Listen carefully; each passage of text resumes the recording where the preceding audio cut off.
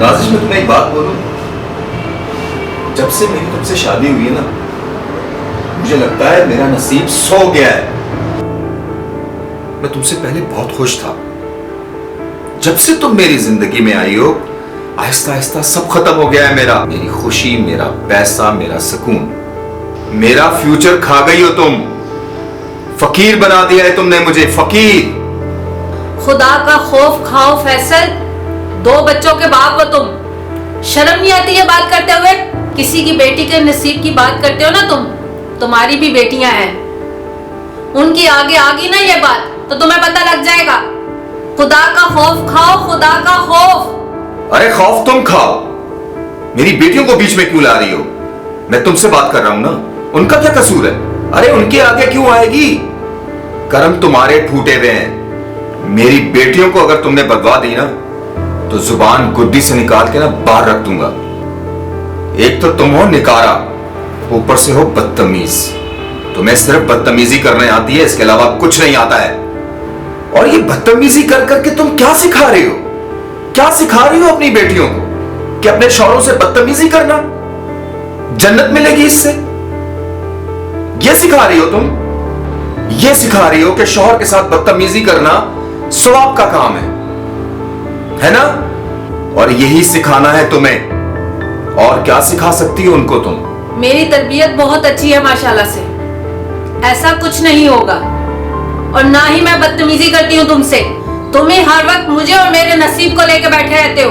अपनी नाकामी का गुस्सा मुझ पे हर वक्त उतारते रहते हो। आपका तो यही हर वक्त का।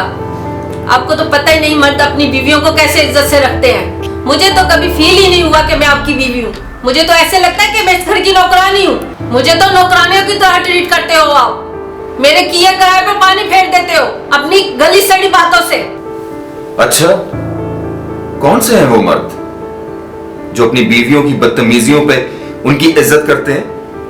बताना जरा मुझे।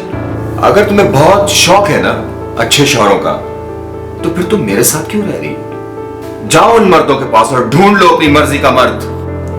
छोड़ दो मुझे तो ढूंढ लो फिर ऐसा मर्द जो हर वक्त तुम्हें इज्जत दे। मुझसे तो तुमको गालियां ही मिलेंगी ना। हर वक्त की तुम्हारी बदतमीजी है, उल्टे काम है तुम्हारे, तो मुझसे तुम्हें गालियां ही मिलेंगी ना। तुम्हारी नेकी के कसीदे पढ़ूं क्या मैं? तुम्हारा कोई मैच चल रहा है मुझसे जो जीतना जरूरी है तुम्हें?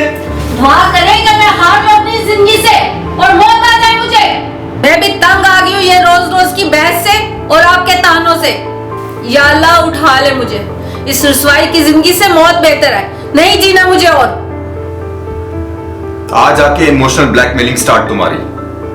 ये जो मगरमच्छ के आंसू है ना, संभाल के रखो, मुझे कोई फर्क नहीं पड़ने वाला। याद रखो नाजिश, अब मुझे कोई फर्क नहीं पड़ेगा तुम्हारी ड्रामेबाजी से। ड्रामाबाज होंगी तुम्हारी बहनें जो हर वक्त ड्रामे कर करके तुम्हें अपने पास बुलाती है और मेरे खिलाफ करती है। जब भी तुम अपनी बहनों के घर से आते हो ना, तो तुम्हें मैं ही बुरी लगती हूँ। पता नहीं क्या उल्टा सीधा खिला देती है तुम्हें। ये जो तुम मुझे मनहूस कहते हो ना बार बार, तुम्हारी बहनें होगी मनहूस।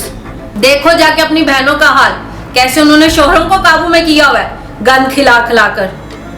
और वो तुम्हें भी काबू करना चाहती हैं, इसीलिए मैं तुम्हें बुरी लगती हूँ। बस बंद कर, बहुत हो गया। अब तू मेरी बहनों पे आ गई है, तुझे शर्म नहीं आती है?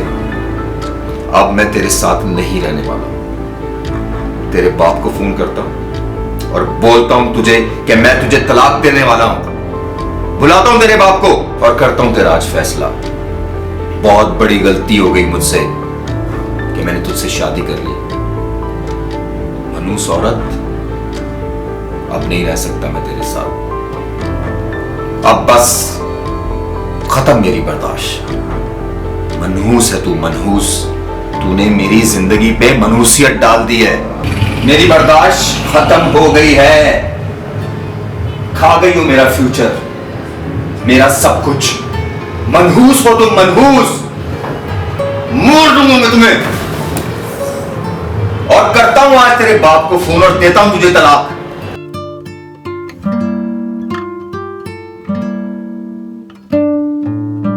अंकल, मैं आपकी बेटी के साथ नहीं रह सकता।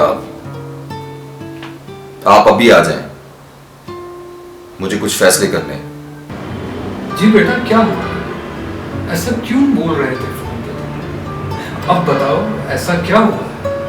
अंकल, मैं आपकी बेटी से बहुत तंग हूं। जब से ये मेरी जिंदगी में आई है, इसने मेरा सब कुछ खत्म कर दिया है अपनी बदतमीजियों की वजह से। इतनी बदतमीज औरत है ये, इससे हर वक्त कोई ना कोई इशू रहता है मेरे घर के माहौल से और मुझसे। इसकी वजह से मेरे घर का माहौल डिस्टर्ब होकर रह गया। इसे इस बात से कोई फर्क नहीं पड़ता कि इसके बच्चे रोज भूखे जाते हैं। इसे बिल्कुल नहीं पता कि एक शौहर जब घर आता है तो उसका वेलकम कैसे किया जाता है। इसे घर की सफाई से कोई गर्ज नहीं, घर हर वक्त गंदा रहता है।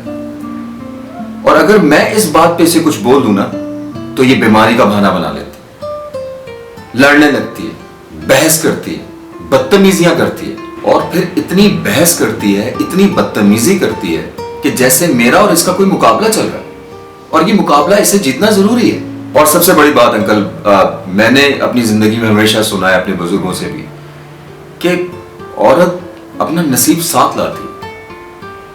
मगर जब से ये मेरी जिंदगी में आई है, मेरा नसीब तो सो गया है। मेरे हालात तो बिल्कुल बिगड़ गए।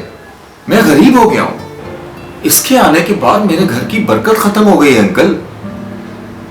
मैं अपनी मां को हर महीने 10,000 रुपए दिया करता था। सिर्फ इसकी रोक टोक की वजह से पिछले 6 महीने से मैंने अपनी मां को 1 रुपया भी नहीं दिया है। अगर अंकल मेरे बहन भाई गलती से घर आ जाए ना, तो इसकी चाय के रवादार नहीं है। ऐसी मनूसियत डालती है, ऐसा मुंह बनाती है, ऐसा नेगेटिव शो करती है अपने आप को। इसके इस रवैये से सबने हमारे घर आना छोड़ दिया है, इसकी बदसलूकियों की वजह से।